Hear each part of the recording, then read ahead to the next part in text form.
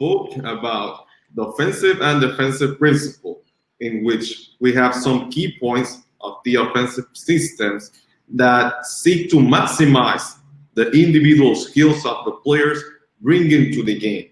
So he talked about not being an expert on offensive principles, but identified what can those principles bring to the game and how can I be prepared to those key points. We have more three-point shots, more direct and indirect screens, higher level of physical contact during penetrations, and a lot of skip passes. The player are almost all behind the three-point line. So the question to Roberto now is, how can you prepare, but talking about refereeing, to each of these points? First one, in the case of three-point shots, how can you prepare for a game with a lot of three-point shots?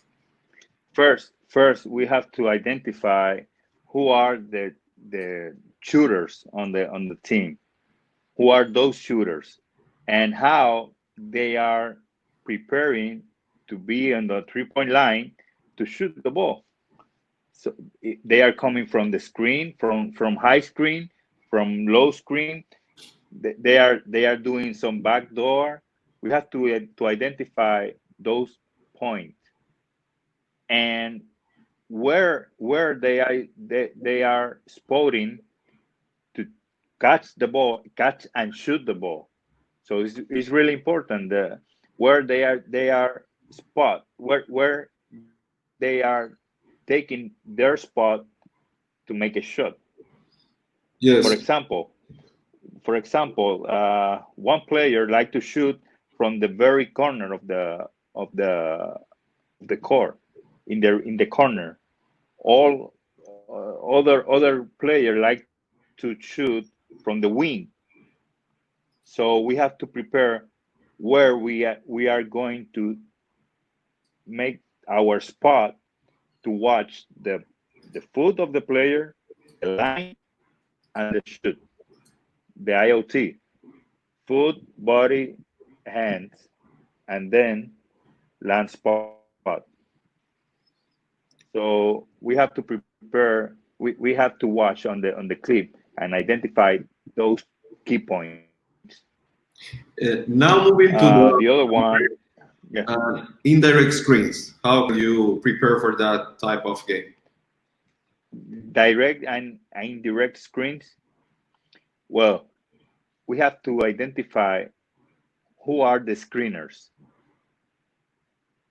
how they spot in their spot. Like we can say that how they stand, how they prepare to make a screen.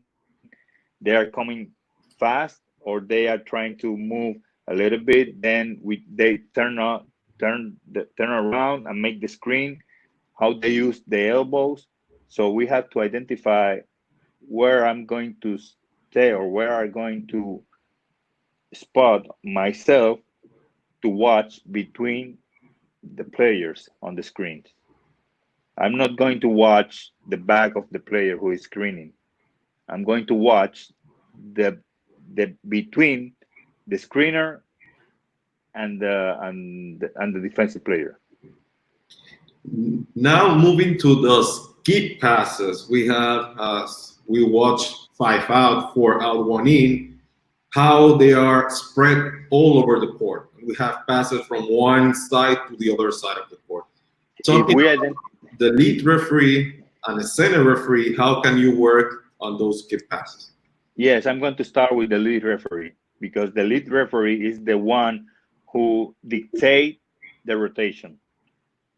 If I am in the side of the ball, on the strong side, and I identify the ball with the player with the ball is going to make penetration, and I identify he's going to make a skip pass, I'm going to stay on the close down, because I'm going to start my rotation, because I know the ball is going to the other side with the skip pass.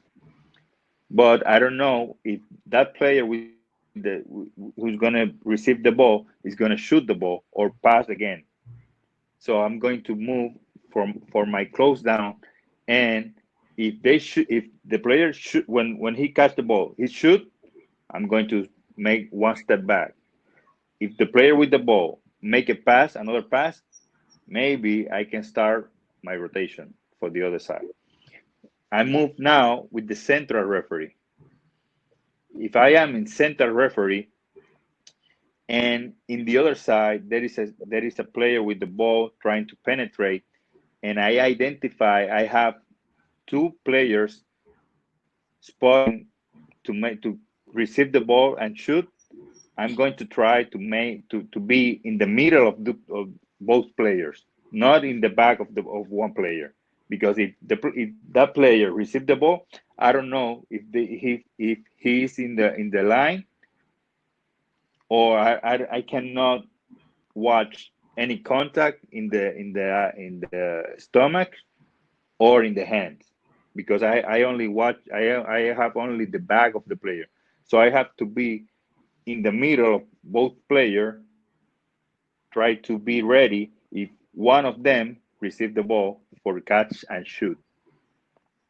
Okay, thank you, Robert, for those comments. We know that this is not easy to do when we try to anticipate.